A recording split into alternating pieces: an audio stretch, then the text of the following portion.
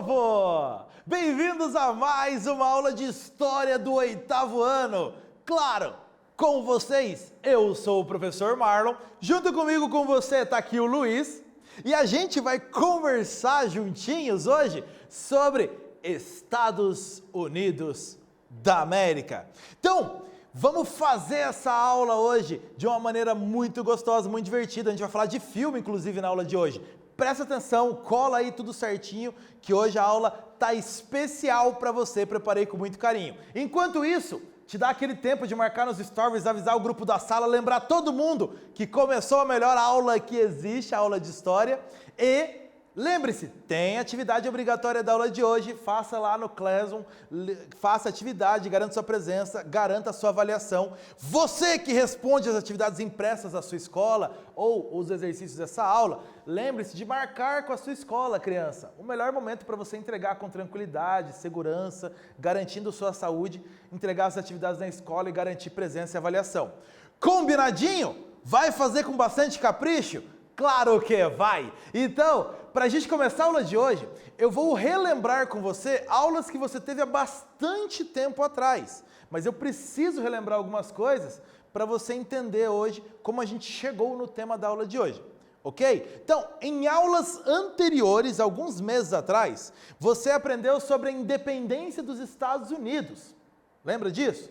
Vamos relembrar. As 13 colônias conseguiram sua independência em relação à Inglaterra lá em 1776. Então, as 13 colônias que daí vieram a formar o país Estados Unidos da América. As chamadas leis intoleráveis ajudaram a acelerar esse processo de independência. Lembra, basicamente, lei do chá, lei do selo, lei do açúcar, as chamadas leis intoleráveis, como os colonos chamavam. Houve guerra, sim, pela independência contra a Inglaterra. Essa guerra terminou em 1783 e, em 1787, os Estados Unidos tinham, então, a sua Constituição. A primeira Constituição republicana aqui mais dos tempos mais modernos aí, da Idade Moderna. Ok? Então, 1787. Inspiração dessa Constituição, Iluminismo. Lembra que você também já estudou isso. Então, temos esse cenário que você já teve nas nossas aulas. Então, entendeu que vamos falar de Estados Unidos da América. E a gente vai falar a partir da independência.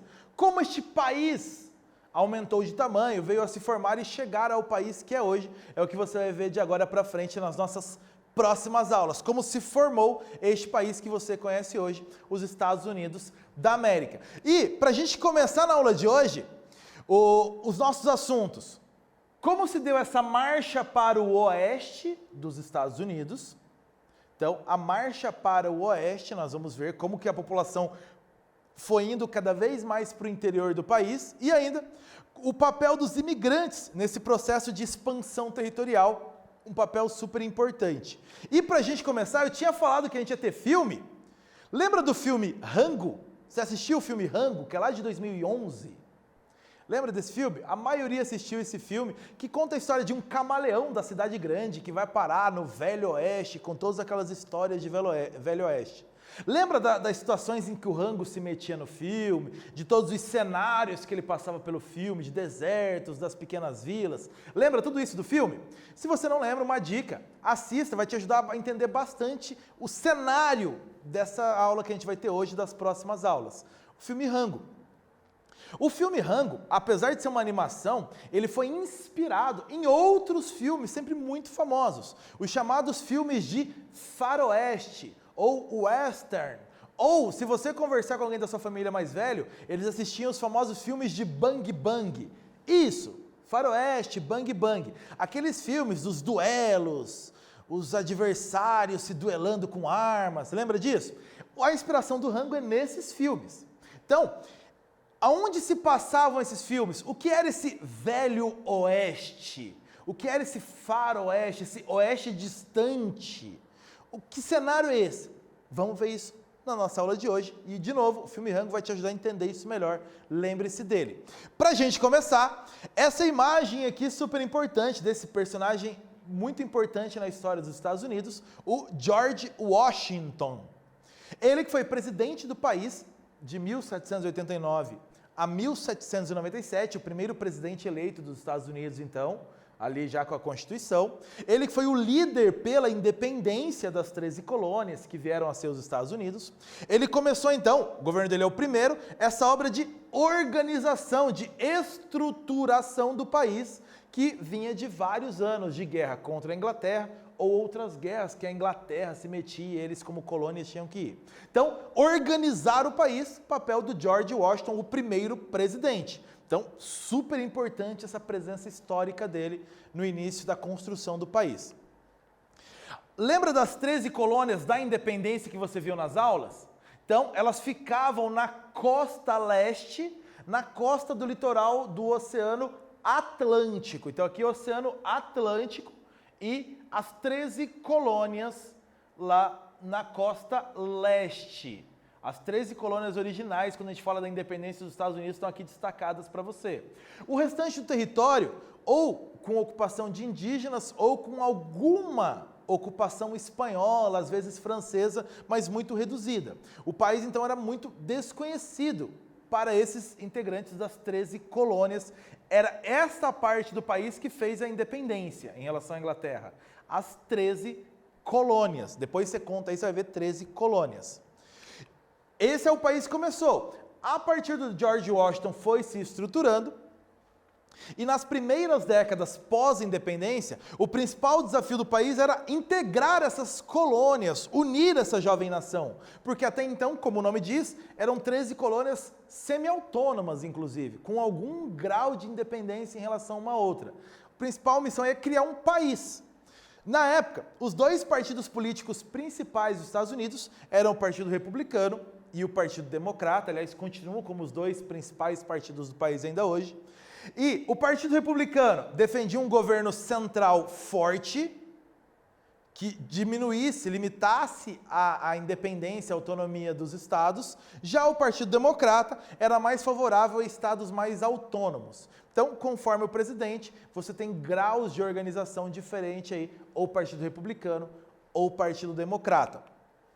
E aí a gente chega na presidência do Thomas Jefferson, que foi aí talvez o principal redator da Constituição dos Estados Unidos, lá que a gente falou de 1787. Ele que foi presidente de 1801 a 1809, e durante o governo dele, então, começou-se a se impor essa administração mais centralizada, leis mais centralizadas para as colônias. A economia dos Estados Unidos vinha crescendo desde a independência, já vinha crescendo então. E esse crescimento era impulsionado pela indústria da tecelagem, que existia desde a época da colonização, lembra disso? Algodão, a presença do algodão. A indústria da fiação, exatamente para a tecelagem, e ainda a revolução nos transportes, principalmente na metade do século XIX para frente. 1840 para frente, a revolução nos transportes modificou muito o cenário, a paisagem nos Estados Unidos. Qual revolução nos transportes? As ferrovias, as locomotivas, o trem. Se antes o transporte era feito por carroças, cavalos, agora poderia ser feito por trem. É uma revolução completa no transporte. Você tem muito mais carga, um transporte pode ser muito mais longo, até mais rápido. Então modificou completamente o cenário do transporte, a introdução da ferrovia, e mudou a história dos Estados Unidos. Um quiz para você, responder nesse comecinho de aula enquanto você toma água, e responde que está super facinho. Qual foi o movimento filosófico, político e econômico que inspirou os habitantes das 13 colônias a buscar a sua independência? Qual foi?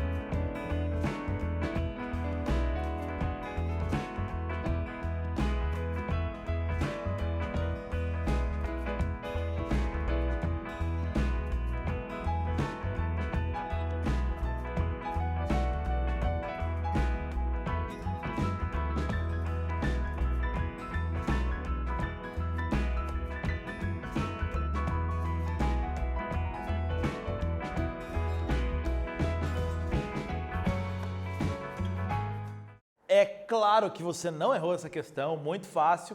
Caso você tenha errado, chama a tua mãe, alguém que está perto de você e pede para puxar a sua orelha.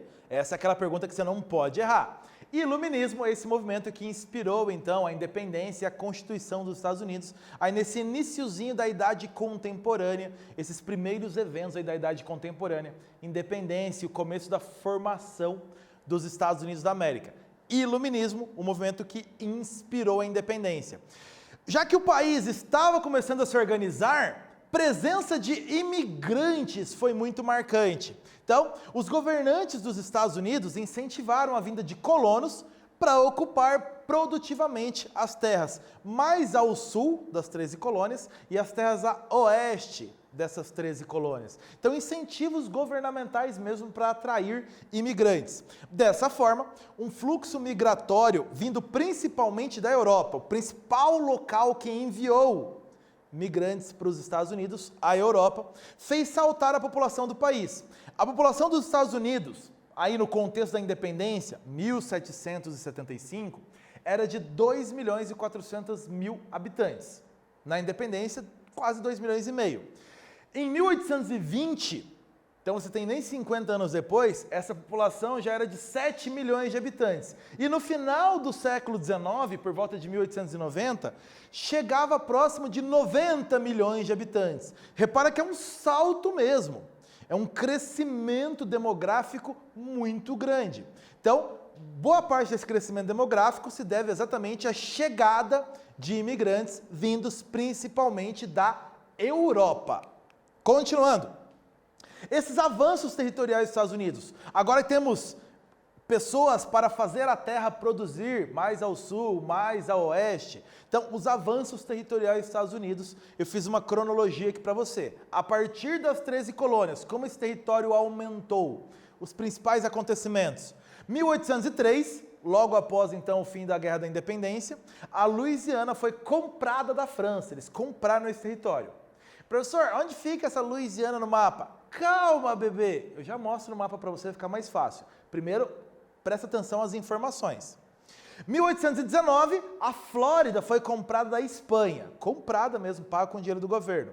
Em 1845, o Texas, que era um território do México e conseguiu sua independência em relação ao México, foi anexado aos Estados Unidos. Chegou a ser um país independente por um breve período de tempo e foi anexado.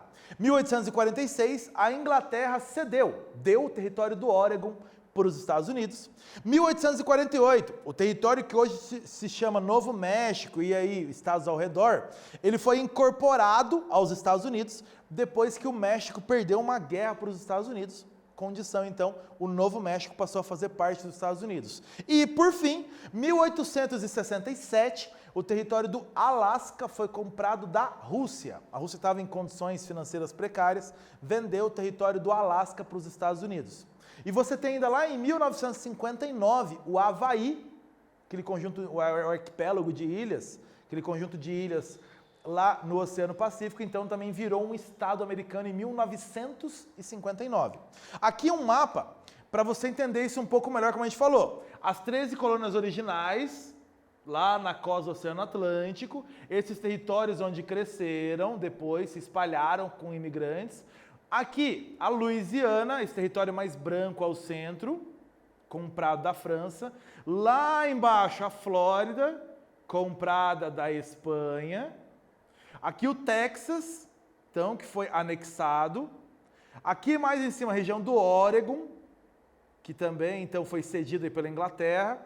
A região então aqui ó, do Novo México, essa seção que o México fez aqui toda para os Estados Unidos. Então você tem esse crescimento territorial. E ainda você tem lá o Alasca, que foi depois, que fica bem mais ao norte, coloquei aqui no cantinho, foi comprado da Rússia, e ainda o destaque para o Havaí, que virou um estado americano em 1959. Então um país que era exclusivamente neste cantinho mais à direita, na costa do Oceano Atlântico, passou a ser este enorme país aí que nós temos, atualmente o quarto maior país do mundo em extensão territorial. Então um país que era super pequeno, foi crescendo aí, conforme você viu nessa cronologia. Então, essa marcha para o oeste, vamos dominar e conquistar esses territórios que agora são nossos, vamos povoar esses territórios. Com o crescimento da população, aumentou a busca por terras para plantar e para viver. Não dá para todo mundo ficar nas 13 colônias originais. Teve início então o que se chamou de Marcha para o Oeste. Sai do litoral e vai para o interior do país. A descoberta do ouro na Califórnia, que fica na costa oeste, no extremo oeste do país, já no litoral do Oceano Pacífico, e isso foi por volta de 1848, esse sim, mais um grande estímulo, além de terras para viver, ouro do outro lado, no oeste, então vamos todos atrás disso, então atraiu um enorme fluxo de pessoas para o oeste do país. Esse título que eu coloquei para você, o Destino Manifesto, é como essa população dos Estados Unidos entendia sua missão, então, de povoar esse território. A expansão do território, o crescimento demográfico, aumento populacional e esse rápido desenvolvimento dos Estados Unidos, eles foram interpretados pelos habitantes como prova de um destino glorioso que seria traçado por Deus. Deus teria dado a missão a esses colonos, então, aí. Deus teria dado essa missão, seria o destino, seria eles povoando o país, esse crescimento econômico, crescimento populacional seria a prova do destino, o destino manifesto, o destino sendo manifestado ali na vida deles. Seria então uma missão divina deles levar civilização para o continente americano, habitado por animais selvagens e habitado ali por aqueles índios que não teriam civilização. Então, destino manifesto. Ok até aí? Bora fazer um exercício então, para ver se você entendeu um pouquinho. Dê uma olhada nessa imagem, Progresso Americano. Que mensagem o artista quis transmitir? Observa bem.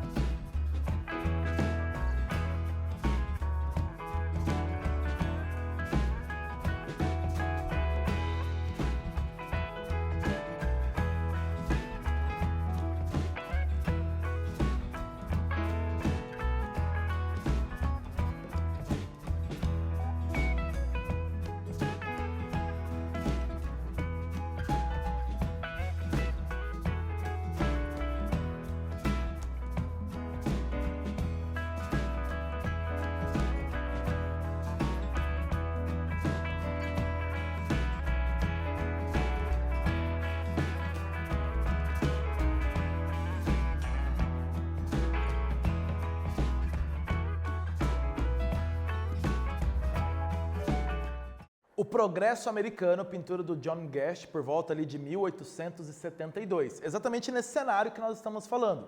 Repara, a deusa do progresso, Colúmbia, ela é sempre simbolizada ali como deusa do progresso, a Colúmbia, vestidas com roupas de república, política, então, a política europeia, essa política iluminista, levando na mão direita um livro, sabedoria, conhecimento, e na mão esquerda ele está conectando os fios do telégrafo, o progresso chegando. Ainda, você tem ferrovias traçando o país, vindo do leste para o oeste. As ferrovias chegando então aí, mais civilização vindo. Repara ainda, mais lá à direita você tem barcos, então, à direita ainda, trazendo então essas pessoas para o país. Você tem carroções aqui, carroças, trazendo pessoas de novo, do leste para o oeste. Aqui, ó, agricultores, você tem mineiros, você tem uma série de personagens brancos vindos do leste para o oeste.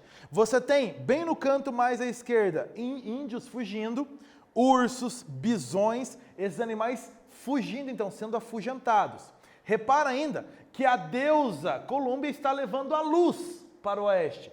Onde ela passou já está iluminado, aonde ela está chegando ao oeste ainda está mais escuro.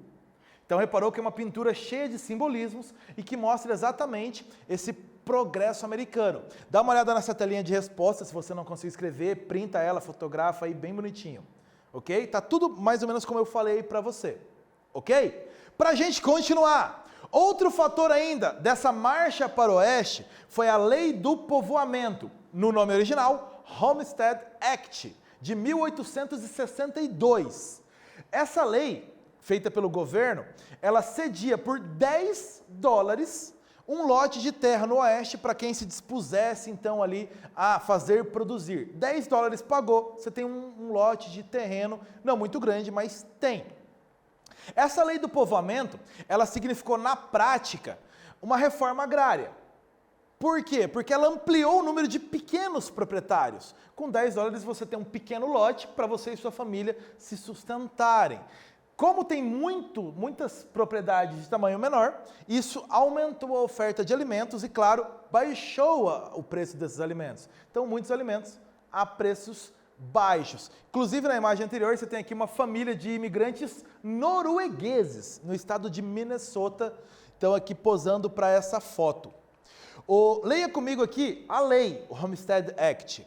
Qualquer pessoa que seja chefe de família ou tenha chegado à idade de 21 anos e seja cidadão dos Estados Unidos ou tenha preenchido sua declaração de intenção de tornar-se cidadão dos Estados Unidos e nunca empunhou armas contra o governo dos Estados Unidos, nem prestou ajuda, auxílio a seus inimigos, terá o direito, a partir do dia 1º de janeiro de 1863, de entrar num quarto de milha quadrada ou numa quantidade menor de terras devolutas e desocupadas. Está aí o tamanho da propriedade, um quarto de milhas. Então, pequenas propriedades tinham esse direito, pagando $10, essa terra é sua, essa propriedade é sua. Repare então que os Estados Unidos já começa com uma questão aí de pequenas propriedades, uma reforma agrária então. Vimos hoje a marcha para o oeste. Você viu como a população então foi indo cada vez mais, saindo das 13 colônias, indo para o oeste. Você viu que esse processo de expansão territorial foi após a independência das 13 colônias, ou por acordos, ou por compra, ou por guerras, os Estados Unidos foi ampliando o seu território. Os colonos, eles entendiam que estavam levando progresso, civilização então para o restante do país, nesse destino manifesto, seria essa missão divina dos colonos. Não acabou por aqui, nós vamos continuar na próxima aula, ainda falando sobre essa marcha para o oeste dos Estados Unidos aí, a gente continua falando na próxima aula, eu fico por aqui, tchau povo!